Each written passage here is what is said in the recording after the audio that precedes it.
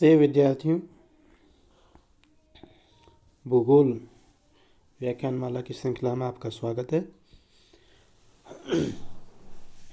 मैं अभयवीर सिंह चौधरी, सहायक आचार्य भूगोल, राजकीय महाविद्यालय बयाना। आज हम मानव भूगोल, जो कि BA सेकेंड ईयर का पेपर है, इसका महत्वपूर्ण टॉपिक है संभववाद। इसके बारे में चर्चा कर रहे हैं। वास्तव में मानव और वातावरण के बीच संबंध पर आधारित 3 विचारधाराएं हैं: वातावरण नियतिवाद, संभववाद तथा नवनियतिवाद। इनमें संभववाद का बहुत ही महत्वपूर्ण एक विचारधारा है, इसके बारे में हम आज चर्चा कर रहे हैं। तो देखते हैं संभववाद, पॉसिबिलिज्म। मानव व प्रकृति के परस्पर संबंधों में जब मानव को सक्रिय एवं महत्वपूर्ण कारक माना जाता है तो ये विचारधारा संभववाद कहलाती है। इस विचारधारा के अनुसार पर्यावरण के द्वारा कुछ संभावनाएं प्रस्तुत की जाती हैं और मनुष्य अपनी छांट यानी चॉइस के द्वारा उनका उपयोग कर सकता है। देखो, संभववाद की विचारधारा का जन्म और विकास फ्रांस में हुआ था, यानी ये फ्रांसीसी संप्रदाय से संबंधित है। संभववाद पॉसिबिलिज्म शब्द का सबसे पहले प्रयोग फ्रांसीसी विद्वान लूसियन फेब्रे ने किया था।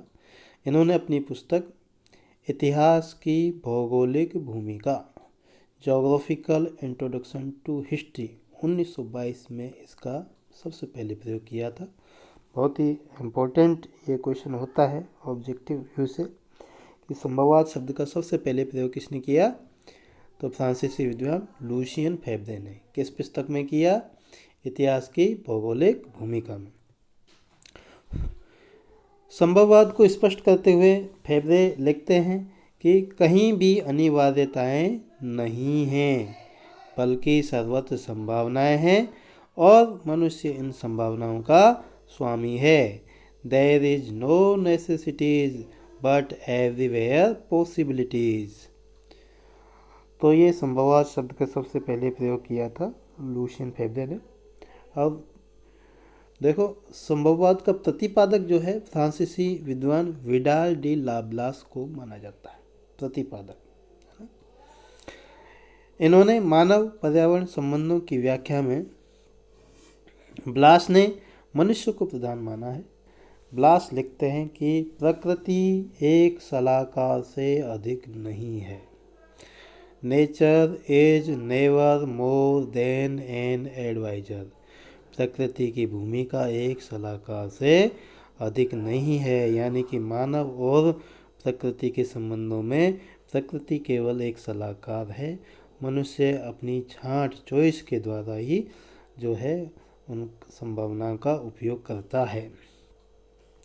ब्लास के शिष्य हैं जीन ब्रुंज। इन्होंने मनुष्य और उसके कार्यों को ही प्रमुख माना है और जीन ब्रुंज के लिए प्रकृति का स्थान गौण है। मानव प्रकृति संबंधों में जीन ब्रुंज मानते हैं कि प्रकृति का स्थान गौण है।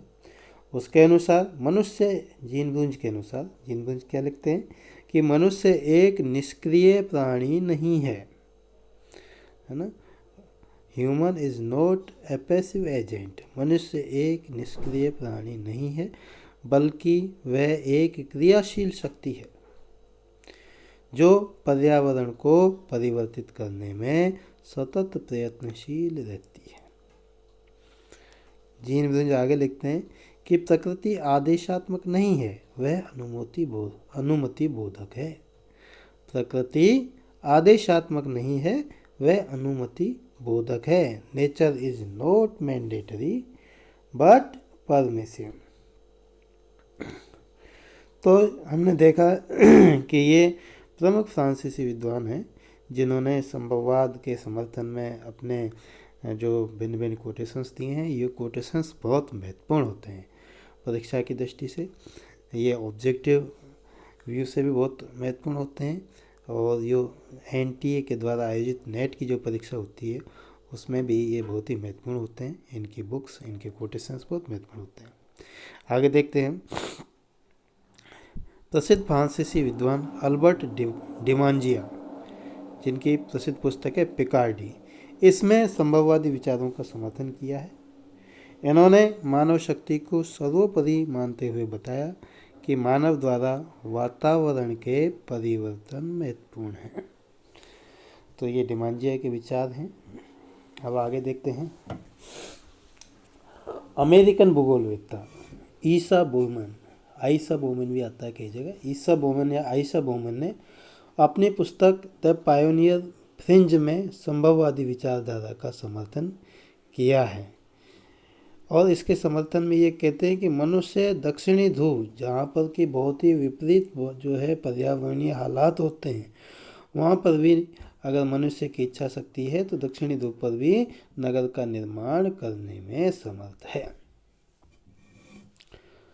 प्रसिद्ध भूगोलवेत्ता कार्ल ऑस्कर सावर द्वारा भी संभववाद का समर्थन किया है। इन्होंने लिखा है कि मानव समूह प्राकृतिक भूदृश्यों को सांस्कृतिक भूदृश्यों में परिवर्तित कर देता है। कार्ल ऑस्कर सावर कहते हैं कि मानव समूह प्राकृतिक भूदृश्यों को सांस्कृतिक भूदृश्यों में परिवर्तित कर देता है। British भूगोलवेत्ता H.J. फ्लूअर ने वातावरण के परंपरागत जलवायु व जैविक प्रदेशों के स्थान पर मानव क्षमताओं व कौशल पर आधारित प्रदेशों में विश्व को विभक्त किया। H.J. फ्लूअर ने वातावरण के परंपरागत जलवायु व जैविक प्रदेशों के स्थान पर मानव क्षमताओं व कौशल पर आधारित प्रदेशों में विश्व को विभक्त किया था। देखो, इसी प्रकार एक फ्रांसीसी समाजशास्त्री हैं फ्रेडरिक लीपले, पूरा नाम है इनका फ्रेडरिक लीपले।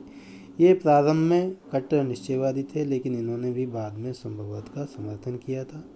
इसी प्रकार कार्ल सावर ने अपनी पुस्तक कल्चरल ज्योग्राफी में नियतिवादियों की आलोचना करते हुए लिखा है कि वे नियंत्रण के बदले प्रभाव और प्रभाव के बदले समायोजन शब्द का प्रयोग करने लगे हैं। यानी कि नियतिवादी जो है बाद में कहीं ना कहीं वो संभववादी विचारधारा का दर्शन उनमें भी पुष्ट होने लगा था। तो हमने देखो मानव वातावरण से संबंधित बहुत ही महत्वपूर्ण विचारधारा है संभववाद, जिसमें माना जाता है कि वातावरण का कोई योगदान नहीं है, प्रकृति का जो है इतनी प्रभावी भूमिका नहीं होती है, मनुष्य की भूमिका जो है प्रकृति से कहीं ज़्यादा होती है। प्रकृति तो केवल एक सलाहकार की भूमिका में होती है।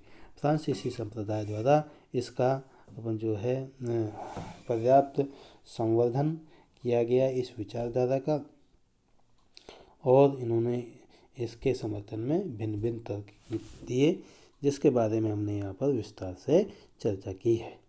धन्यवाद विद्यार्थियों।